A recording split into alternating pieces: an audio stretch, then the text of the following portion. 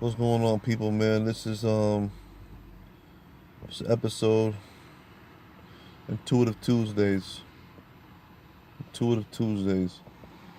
You got something on your mind, you want to build, you want to reflect? Let's do that. Every Tuesday, we're going to be doing this.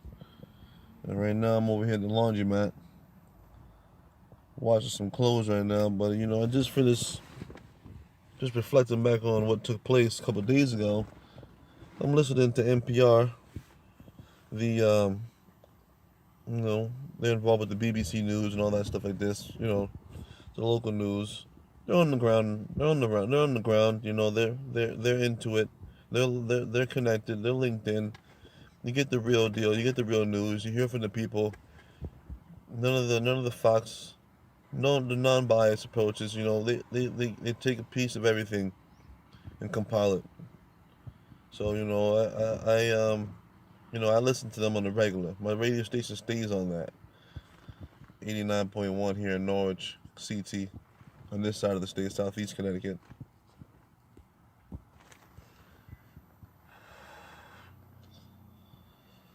And the topic of discussion today, was the opioid use, and this proclaimed public health crisis with opiate addiction.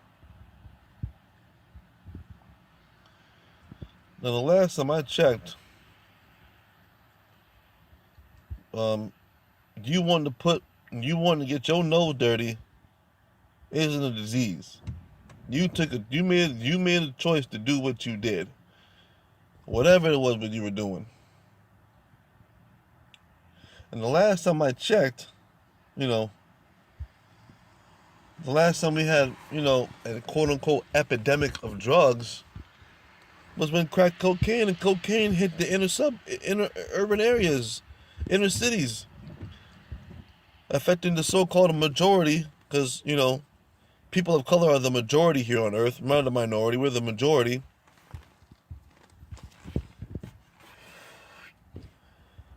As far as who's favored in the world, in that regard, may be a minority.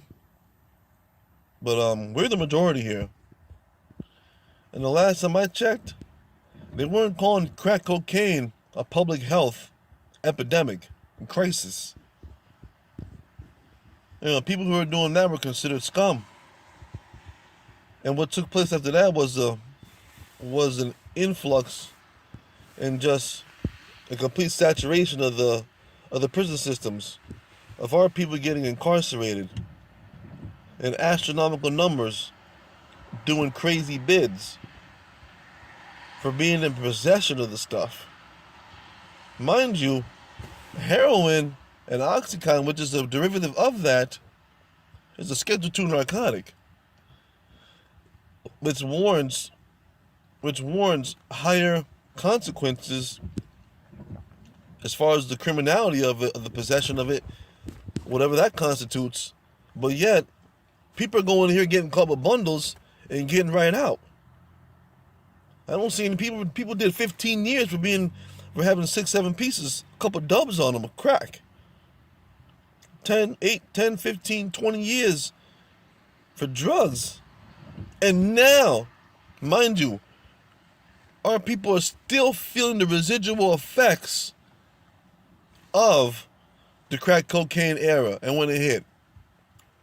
But no one's even talking about that. You know why? Because that didn't apply to the suburban America, to the suburbia America. That didn't apply to white America in large part. It did. Yes, it did. But it paled in comparison to the place in which it was placed at, which there is proof in the pudding, and is already proven that crack was placed by the CIA, in the hands that move the gears, powers that be, in these areas. But yet now, white America is dying off from all this use, from all these opiate drug use, from all this prescription drug use. And Big Pharma, who's the person who's the main drug dealer, who are also the lobbyists, who are also who are also the ones that are filling up the cookie jar for these people to be in power in the government, in which dictate the way that we live, as far as the law is concerned, and what you can and cannot do from a legal perspective in life. Now, I mean, calling it a disease. The people on the show on the show the other day, were actually talking about opiate addiction and people having addicts as a disease in the same sentence as someone needing their insulin and diabetic. Mind you, my grandma's been diabetic for about 30 years. Okay, that wasn't by choice. She began to have particular health concerns, health issues, and found out that her pancreas wasn't doing its job in conjunction with her liver. That's something totally different than you walking out here right now, pulling 50, 60, 70, 80, $100 out of your pocket and copping a couple bundles. Or when the Oxycontin hit, buying the pill for $65. Now granted, yes, there was a lot of lying that was going on from the pharmaceutical companies. There was a lot of pulling the wool over, with people saying, oh, this drug won't get you addicted. I know plenty of people who just got into a mere car accident or got hurt at work and ended up being on these prescription medications. And then after that, they don't have the pain anymore, but they're addicted to it. Because most of the people who are addicted to it and are here dying from it, they're doing heroin. Yes, there are some who OD from Oxycontins and whatnot, but the majority of them graduated from opiates, right? And they were addicted to it and they didn't have pain no more. But they were still chasing the dragon, the high. And now we have these methadone clinics. Well, my taxpayer money's paying for that. But you won't legalize marijuana. As a matter of fact, in a place where they are legalizing marijuana, you gotta buy your own weed. You gotta buy your own CBD oils. You gotta buy all your own oils and your vapes and all that stuff. And they're making a killing off it, right? The only reason why they did that so they can make money. Just so they can make money the other way. But it's coming out of insurance, right? Insurance will cover that. But insurance won't buy me an ounce. Mind you. That won't kill me, cause any of the medical problems, and solves a lot more problems than anything. Marijuana has the same effect to help people with these same ailments that the opioids do. I mean, there's so many layers to this. So many layers to this. But they have the unmitigated gall to sit up there and talk about this some kind of disease. And oh, woe is me. We should feel sorry for you. I don't feel sorry for nobody who wants to put a needle in the arm or sniff a bag of dope. Because you know what? We all already know the dangers of doing all these things. But still, we walk right out here. You know whoever you know, and you call them up, or you go here and there, and you get what you get, and you do what you do. Regardless of what the circumstances are. Ain't nobody ever died from a bag of weed. No one ever died from a bag of weed. I've been in this state for 10 years. I've lost 10 people. I lost 3 people this year to heroin, which came from opiate use, and vice versa. Some with one without the other, some one with both, with the graduation to the next thing, the street drug and whatnot. And then there's fentanyl. This is the problem overseas, and this and that. Then Trump talking about he's gonna do whatever the hell he can to eradicate this foe. None of the effort was ever put in port about doing crack. Sure, there was all kinds of propaganda, but there wasn't any kind of treatments of any kind, this and that, and feeling sorry for the people who were smoking crack. When crack hit our blocks, hit our streets, affected our families, our babies, and the residual effects of that still to this day. Well, some of the reasons why our people still can't get right. But, feel sorry for them. This is a disease. Public health crisis. Red alert. And if it wasn't hitting suburban America, and if it was hitting us again, because you got to understand, the mortality rate of the average white male, gone to shit. Gone to shit. They said 75,000 people died from opioid use or heroin or overdoses last year, or opiate-based, whatever they want to call substances. Overdose.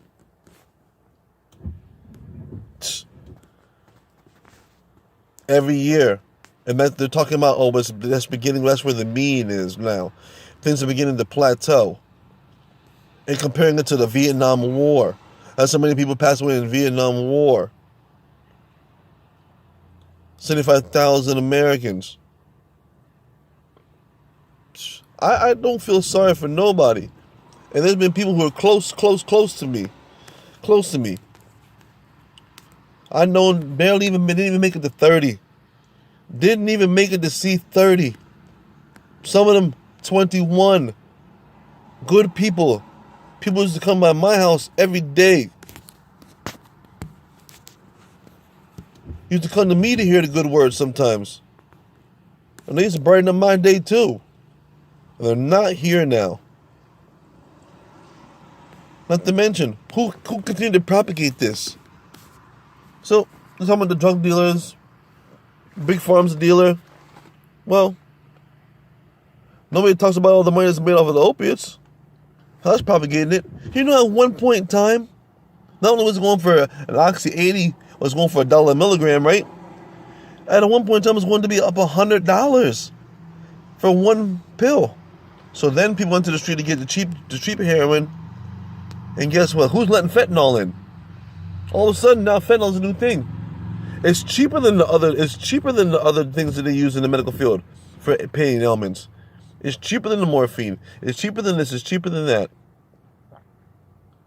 Now that's gone running rampant, especially up here in the Northeast, in the Quaker states. Quaker states. Yeah, the Quaker states. We all know what that word really means. Dressed up in the suit.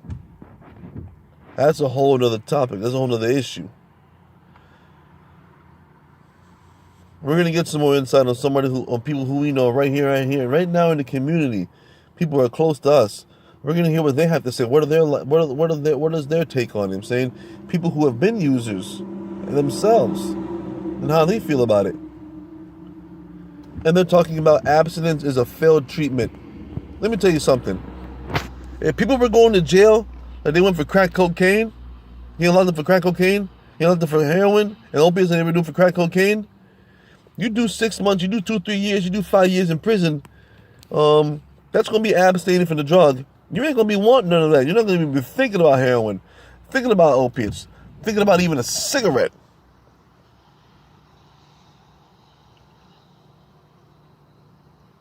You do 30 days or 6 months in jail, you won't even be drinking soda no more, let alone doing drugs, crazy drugs, something that you know has killed everybody else that can kill you. People get slaps on the wrist. I'm gonna put myself in a program so I can avoid jail time. I mean, how many times can you go before the board, go before the judge and say, oh, I'm just getting high, man. Wasn't working for us. Wasn't working for these other people. But people are just skating through the cracks. They're not being, the standards, the scale. There's no balance in the scale. Not being held under the same type of accountability and the same light. And I just, as bad as I feel for the people, and God bless the dead, and I love my people who passed away, but the topic of discussion is bigger than them. And some of them tried. And some of them, they didn't OD because of usage or how much they used. There's whatever else out here in the street there's people that put in the stuff. But who's propagating that? Who's letting that come through? People getting caught with bricks of fentanyl. I don't see them trying to do away with fentanyl. So, I'm just looking for some response out there, looking for some input, looking for some, like I said, this is what we do here. This is what we do here. Intuitive Tuesdays. We build, we reflect. We try to make some kind of progress, trying to make some sense of what's going on out here. So, that right there is our first topic of the day. We're going to pick up a discussion shortly after we get some more insight. Have a couple live calls come in. It's your boy, Medicine Man.